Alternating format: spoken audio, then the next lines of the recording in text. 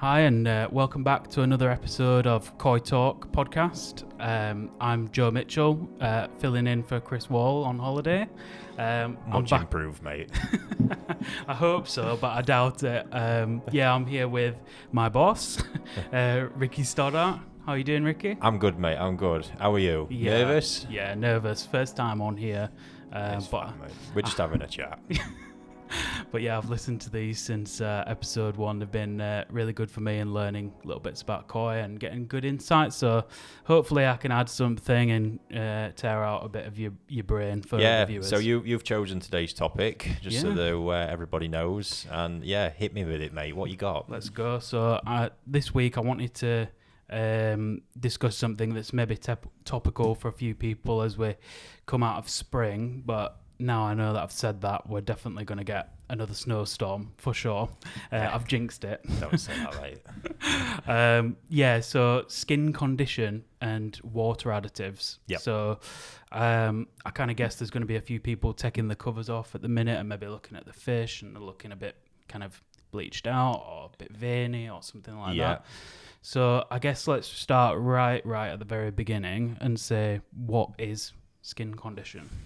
Yeah, I think it's a multi-layered one for a start, because it's not just one element. I think we've probably got to break them down. We've got mucus. I think that's probably the most important part. Obviously, that ties directly into luster and shine. And then we've got like the individual sort of pigmentation sides of it. So Sumi, the black, Shiroji, the white ground, and Benny, the red. So a lot there to work with in some varieties in particular, especially when they're all present. Take showa, for example. You know, getting a showa to its peak, bringing all those elements together at one time. My God, that doesn't happen many times in a koi's lifetime, to be honest. Yeah. I mean, I know from kind of experience of, I was at the the Great British Koi Show last year, and I benched probably 300 fish from 40 different vats, and actually being hands-on with the fish and holding them and pulling them against the side of the bowl for measurements. You can really feel a difference in how a hobbyist has conditioned a fish. Some of them will feel almost like sandpaper along the scale line, and some of them will feel really nice and healthy. I know that's a bit of a weird thing to say. No, it's not. Don't, a great old mucus conversation. Yeah. But it's not one for Friday night at pub, is it? Yeah. But yeah, so you've got it right there. That's, the much as that I've sort of spoke about another strange one in the past about like the smell of water. And you can really know when a pond water is healthy by the smell of it when you're experienced. And I know it seems a crazy comment to throw out there, but it is legitimate. And yeah, mucus layer is exactly the same. So you've got it right. Obviously mucus, the perception is mucus is slimy and sticky, which yes, it is ultimately. But the difference in a fish, when mucus is actually healthy, it's not actually all that slimy or sticky. When mucus is unhealthy, like you say, it becomes dry. And when they're overproducing mucus and it's become unhealthy mucus, that's when you get the slimy, sticky stuff that also has a bit of a pong to it, to be fair, as well. So it's a tough one. Obviously, it's so important to the fish, massive part of the immune protection as well. But it's a hard one to keep right. Yeah, there's definitely an art form, I guess, to conditioning a fish. I guess let's maybe discuss a few things that can cause bad skin condition. What would be the main kind of, you see a fish that's not looking its best, and, what could be the main cause of that? So if we are isolating it to mucus, we're talking about skin luster at this point. Really healthy mucus is clear and shiny. That's where it is. So when you see a fish that is healthy and that's really popping, when there's quality there as well, that's needed. But when you've got the health side to it, it's invisible, and all it creates is like that lacquer texture over the top of the skin and all the scales, and that's when you've really hit your peak at that point. But yeah, you've got to do a lot to keep that there. So I think the easiest way is, like you say, to look at the factors that have a negative impact against it. First and foremost, parasites are an absolute terrorist when it comes to this sort of stuff. The minute parasites are sort of detected, a fish will begin to produce more mucus to try and naturally fight the parasites. What tends to happen is, however, some of the parasites destroy the slime coat. So you talk about that kind of dry sandpaper texture. Costia, for example, will rip a fish to pieces. You know, that stuff is brutal. And that's how it starts, by doing it. Take away the slime coat, you've taken away the first line of defence for the fish, and then it's just a free-for-all after that. You know, and that opens them up to bacterial problems and a whole host of things. And yeah, you completely lose that healthy look to the fish. Other things you might want to look out for is obviously poor water quality. Ammonia burns. Natural response to that is probably they're going to produce more mucus. It will also dry the mucus up. So it's sort of like you've got that fight going on. And yeah, one of the big ones that me and Chris have spoke about a lot is the extension to the water and all the other elements that you're probably not testing for. Your chlorines, chloramines in tap water potentially, heavy metals. Yeah. All these things will have a profound impact on slime coat. So if you're not managing to achieve that kind of ultimate skin luster, and you've kind of got this from the metals, what you're more likely to see is the overproduction of mucus, like they're trying to fight something.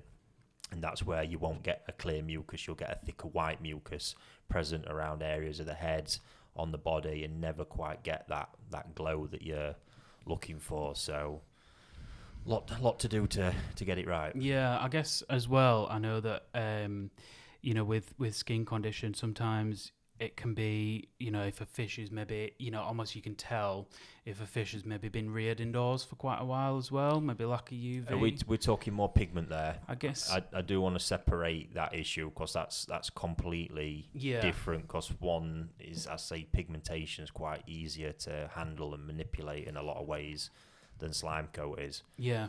But and that's sort of like I think a big one with slime coat as well, and mucus. I do believe it's something that comes from the inside out. You know, digestion and the health, the quality of food, and what that can produce in gut health. Gut health's huge. It's something I've looked into a lot in humans as well, because I find it quite a fascinating subject, and there's so much research at the minute about how important it is for our overall health, physical health, mental health, everything. It's phenomenal. And I believe that to be the same with koi. And again, I've seen it, you know, if we're talking about, you know, achieving real top skin luster, the best I've had it in recent years, and it's going to come back, I think people are going to get sick of me repeating this time and time again, but has never been as good since I've been back using sake hikari. It's just insane, but that is a food that was literally made, the whole thing, that the special part of it was the probiotic, the patented probiotic that they created, that lives in the gut. It aids in digestion, it supports health, and there cannot be any... I mean, you've walked around now, you've had a chance to see it all in depth. There's not a pond, generally, at the whole Wholesale facility where the skin luster is not popping. No, I agree with that. And that's in water where there's high organic content, which some would say works against it. You name it. There's probably a million reasons that people would say, you know, they shouldn't look like that, but they do. And I can only point it to that one factor. Well, I just wonder whether or not, you know, for myself now, I'm questioning my whole setup, because, you know, my whole... Brilliant. Sorry, mate. Come to Koi Wholesale, I'm going to have to rip out my whole pond and start over again, yeah. No, you know, I almost feel like my drum filter is maybe stripping out too many of the organics, and, you know, the water is so clear. The TDS is probably so bloody low. I don't know what it is, but I like that I've created that thought process that you've got the TDS too low. Too low, yeah. I mean, I'm almost thinking now, God, I'm gonna have to like maybe turn off my UV, maybe try and promote some green water or some algae growth.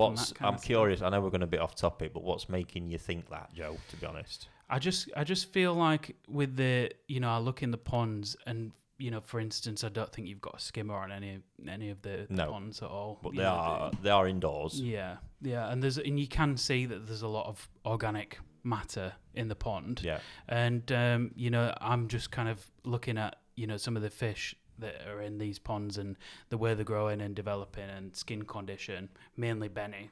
For me, you know, I think you've got polytunnels there which are UV protected, I believe, from speaking with your dad, so they don't let through as much sunlight as what my No, pond is, them ones actually, those ones are full because it's Yeah. normal clear visqueen, so they Yeah. don't hold back. That's one of the reasons I Yeah. choose that. It's the cheapest one to buy, but it's got full UV Lets through. penetration. Yeah. There are others, you're rightly so, the white sheet that actually reflects some of the UV backwards that I don't want. But I've kind of been in, before joining Koi Wholesale, it's kind of let the fish have as much sunlight as they can get. I guess with the organic matter in the pond and that kind of cloudy element to it, they're getting probably less than what they would in my pond without. There's another bit to it. I do firmly believe that crystal clear water can work in a negative effect when we're talking about what you are, and I think more in that element of, again, skin luster.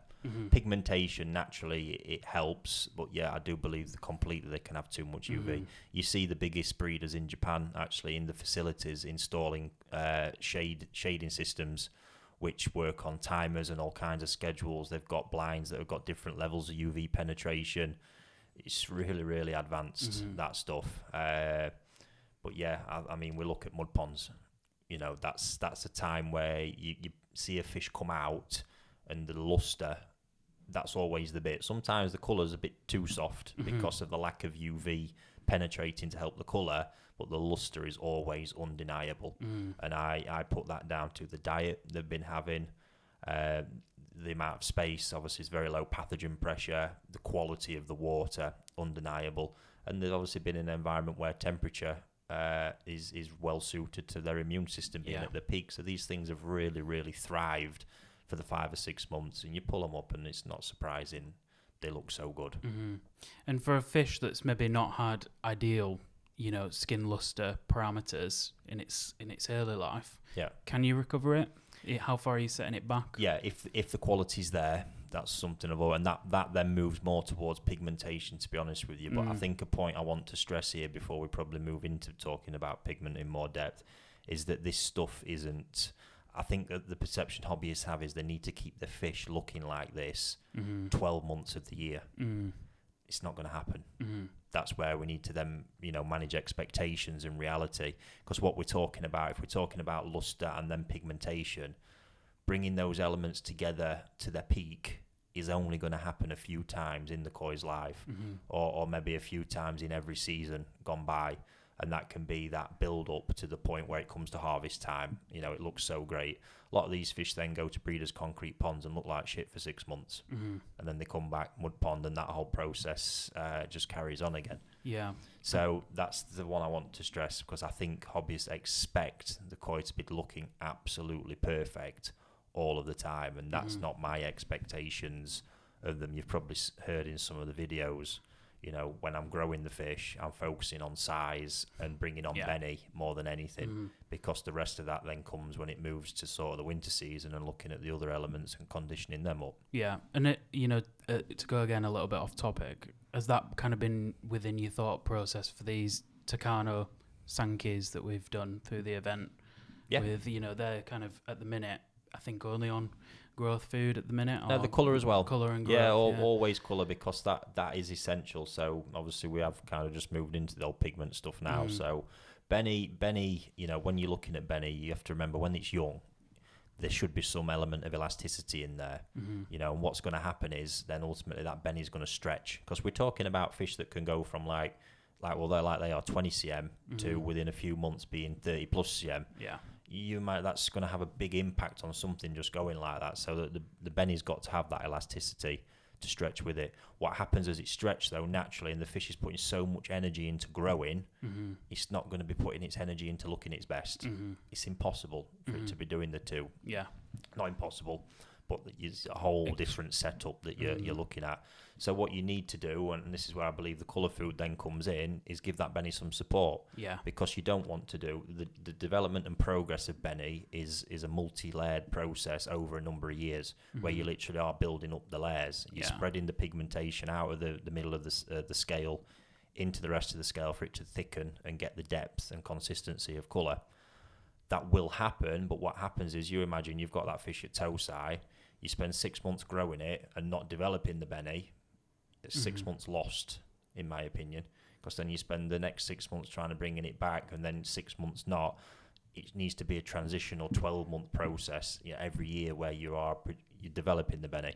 That's why in summer I choose to use colour food, because you help then support the fish in that area when it's focusing so much energy on growing. In my opinion, completely essential to raise and get Benny to its absolute peak. If you're talking about a shower in that example and bringing 3 colours together, like I say, it's a minefield. Complication, You think, because everything is counterintuitive to it, so the warm temperatures of summer are generally counterintuitive to sumi development. So there's a period that the sort of with a shower, that winter period is your conditioning side, where you're going to have some chance of getting it close to its best. But in summer, let's say the heat is often conducive to sumi development. You're stretching the Benny, you possibly lose the Shiroji a bit. It's crazy, but you imagine as they progress towards adulthood, sumi is often a time scale, but sumi can take a lot longer, and naturally does take a lot longer than the other elements. So what you're at there is a time where you could quite easily get the sumi finished if that happened, but if you've not been using colour food, the Benny might lag behind and still be looking too soft and unfinished, which is then going to look quite weird on that more mature fish. Then all of a sudden you've got to try and bring the Benny up to the level of the sumi, and hopefully the sumi maintains at where it's at for a long enough period of time to go and compete, if that's obviously the end goal of raising one towards its peak. Absolute minefield. And do you feel, the fish, if you are trying to get it to that point, to raise it for a show or something like that, or even just to have a fantastic koi in your pond, do you need to stop once a year, every winter, and give the fish a real winter? Can you just have them heated feeding conditions, 25 degrees, for 3 years in a row without giving the fish a winter to chance to stop and break? And when we say winter, I think it's got to be very clear there. That's not giving it an ice bath. Because that can also work against it, because when again we talk about skin condition, you can often tend to lose skin condition a lot the colder water gets. So all of my best fish this year have not been any lower than 18 degrees. I won't allow it, because that's when you eventually can get pox forming, which can leave its mark on Benny sometimes in severe cases. Just generally damaging the mucus layer or the skin or the pigment a little bit. I choose not to let them go too low and keep control of it. But obviously then we're at a temperature where, don't get me wrong, there's still a good activity level, but the diet changes at this point. I'm not pushing high growth food through them. We've dropped off that. The Danichi fish have actually just been on a sole colour based diet, because having come out of the growing season, again, I was happy, but I knew I could just push it a little bit more. So that's what I've been doing, and now they're transitioning they're going to go on to Saki Pure White for a period, really condition up that Shiroji before they then move into the next growing phase. And you kind of just stabilising at that point and almost protecting what you've done with the growth, but then bringing round the other elements of the fish. What you potentially got if they go too far into a harsh winter, you've then got all the recovery time after pulling them back, and you've got to remember getting them to raise them big, whatever the end goal is. It's a process where you're building up them layers year on year, and it's a fascinating one. So let's kind of go back to an example like myself. I've just taken the covers off. I'm around about 12 degrees. My fish are looking a bit, they're a bit mucusy.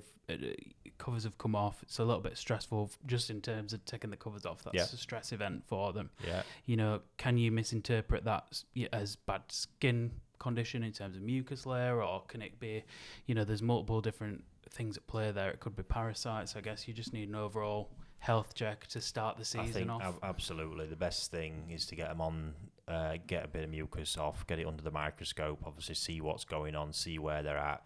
Got to remember, cool water will naturally cause them to produce more mucus, because again, their immune system, everything that they're just struggling with life a bit more, and it just seems to be a natural process. Little things rock them a lot more than they do when the water's a lot warmer, because again, the immune response is a lot slower. So expect them to look a bit more mucusy and not at the best when you're in them cooler temperatures. That's perfectly normal. But Obviously, make sure you're free of parasites. Colour-wise, I'd expect over winter, because I've even noticed this in the greenhouses, some of the fish, particularly the larger fish we were raising, the pigmentation took a real dip over this winter as the daylight hours really, really reduced. So even with them, there's a little bit of element of recovery in them now before we get back to the season to bring them back to kind of like that base level I was expecting before we go again. So yeah. And in terms of like maybe moving on to additives, you know, I guess when I talk about additives, you could talk about anything from salt, clay, you know, I know that there's some other products on the market, Fish Protect, that kind of stuff. You know, would you endorse using any of those products coming out of winter and moving into a new season? You'd be amazed what we keep that, you know, my place ticking over on. It's just one cabinet and there's only 2 shelves kind of dedicated to the stuff that we use. It's really not a lot. The biggest thing, and I'm going to say it again, I think the biggest thing you'll ever invest in is the food. It's just so much can stem from it. It's not only then getting the food, it's getting the feeding levels right. Because I believe probably the majority of ponds out there are underfed, which will lead to an element of malnutrition.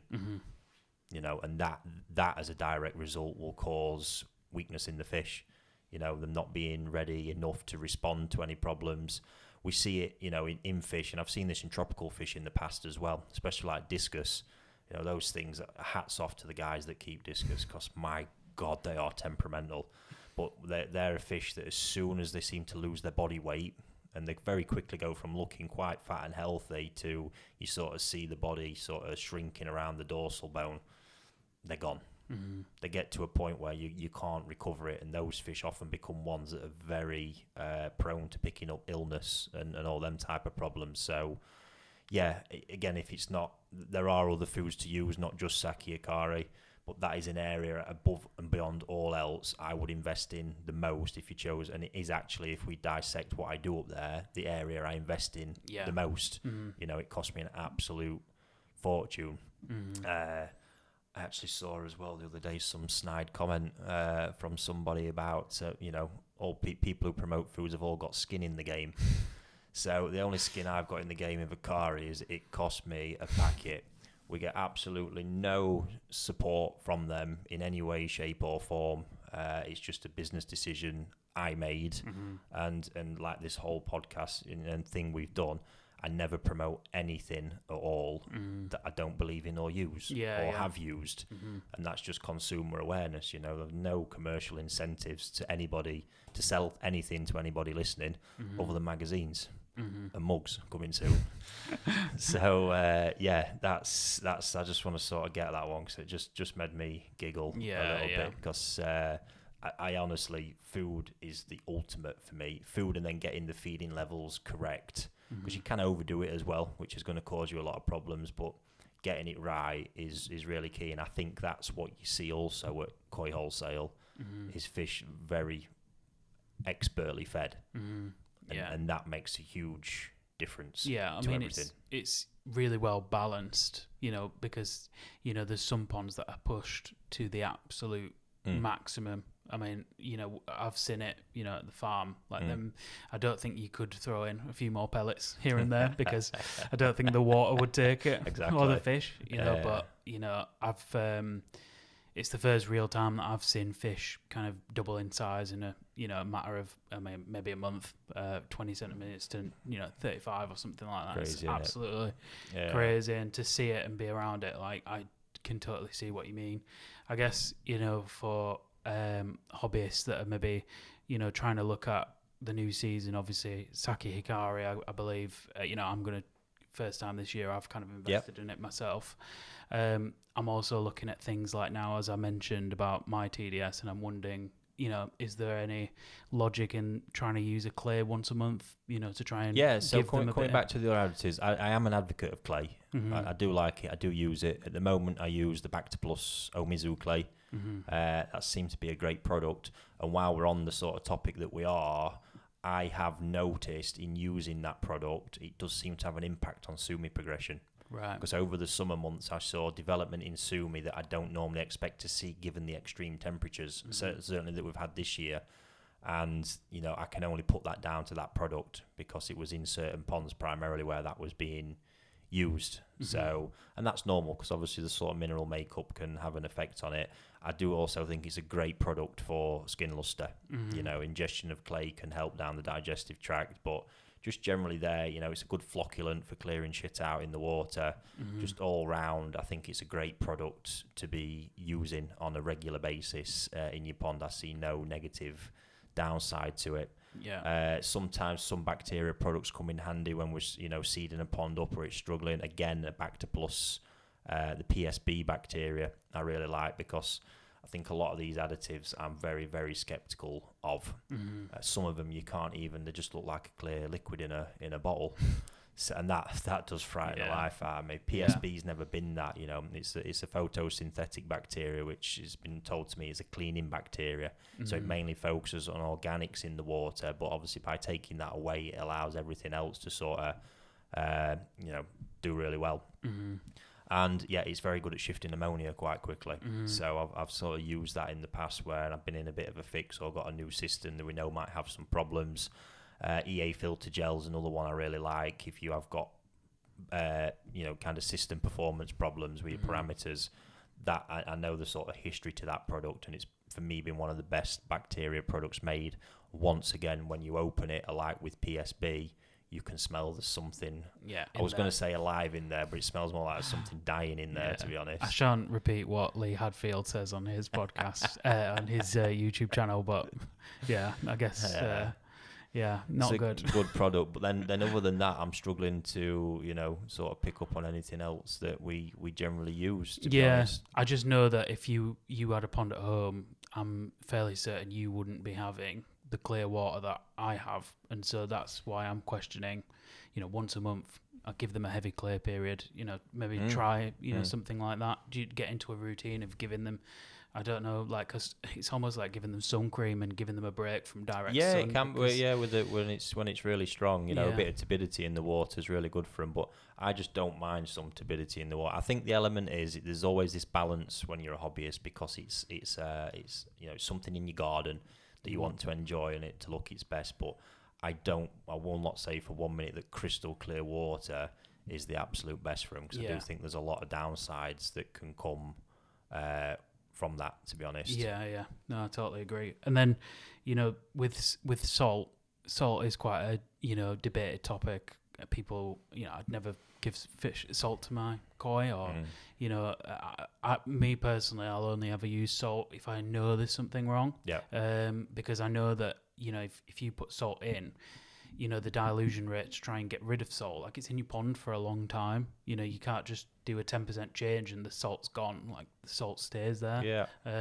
So I guess, you know, is there any logic in trying to use that coming out of winter as a? It's fascinating that you've said that, because that's someone just seeing something there that I really don't see what the problem is with it taking a while to dilute out. No, you know, it's not harmful to the kind of low levels we're talking about.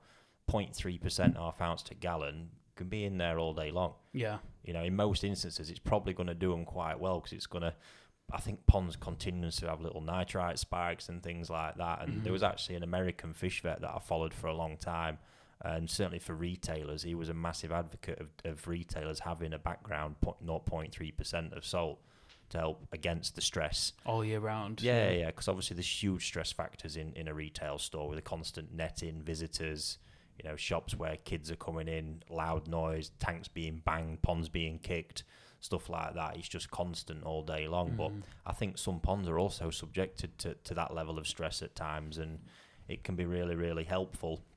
At the higher levels we talk about, when we're getting into kind of treating problems, they should only be hanging around for a given period. But yeah, I don't see too many uses for salt in hobbyist scenarios. It can be great in winter. I've said this a few times now.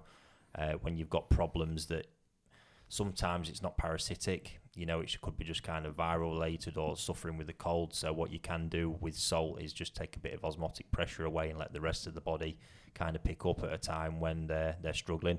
So that can be pretty useful. But yeah, other than that, it is more of a commercial use for salt, because it's the super heavy periods of stress, recovery from sleeping sickness, recovery from shipments, those big periods. I don't think hobbyist ponds have those same big stress events.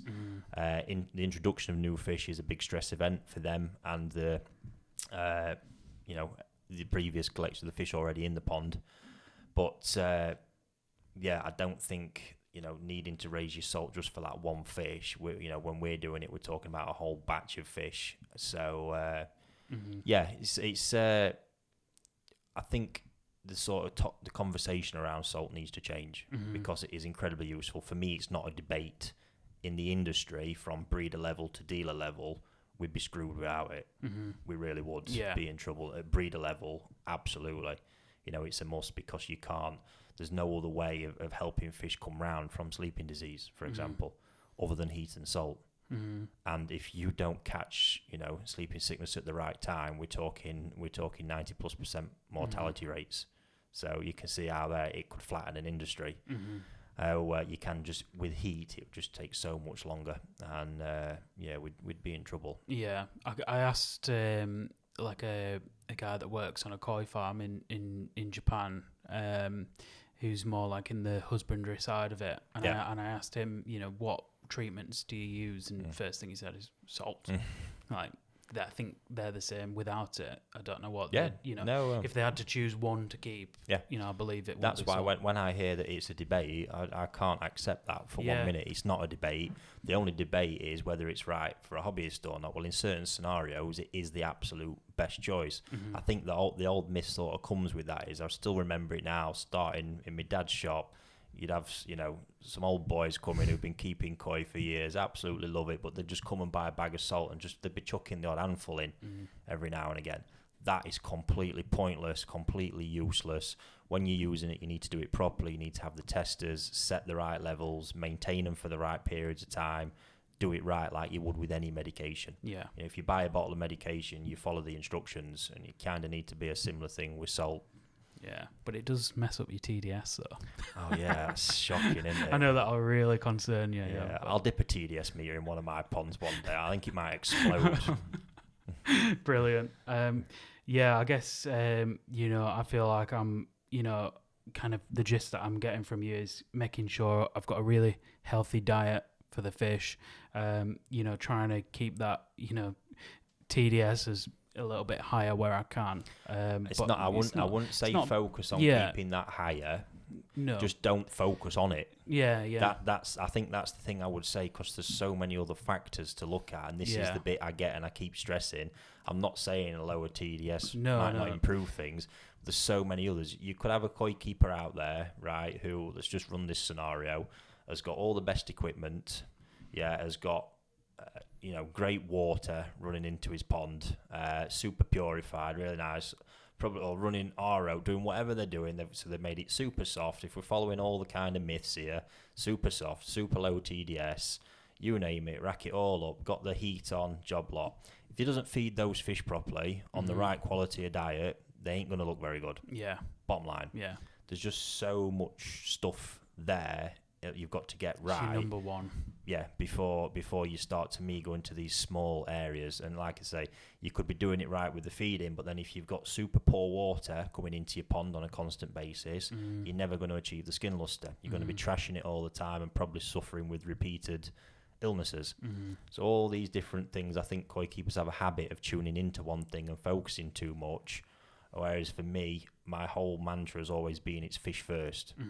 Yeah. Absolute fish first, and what they need to make it right. And then that ties into your other bits.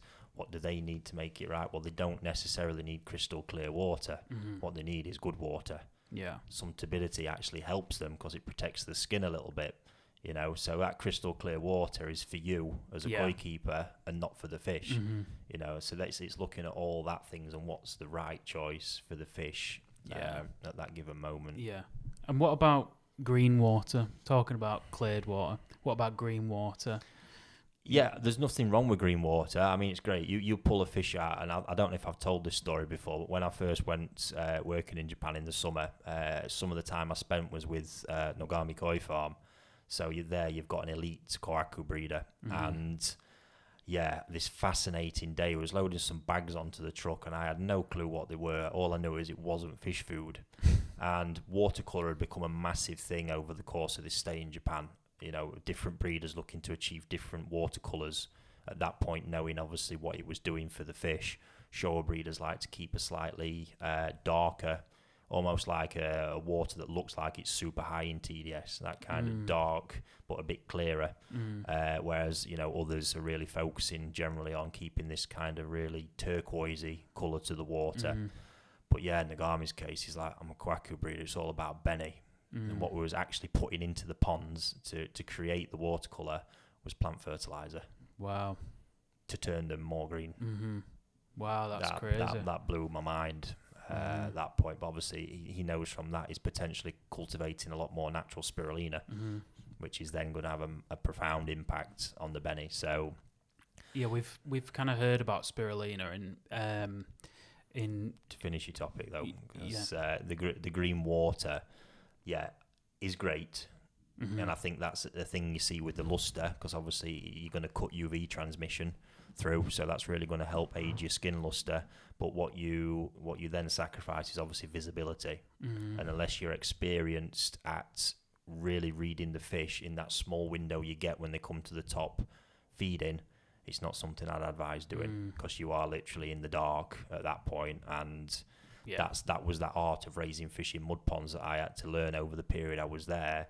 You're doing things blind a lot of the time. You're really having to gauge feeding levels from a small little window of time when you're seeing the fish, or gauging condition from that. It's a different beast. And unless you're confident you can read what's going on, keep it relatively clear. Yeah. The spirulina part of it, I was...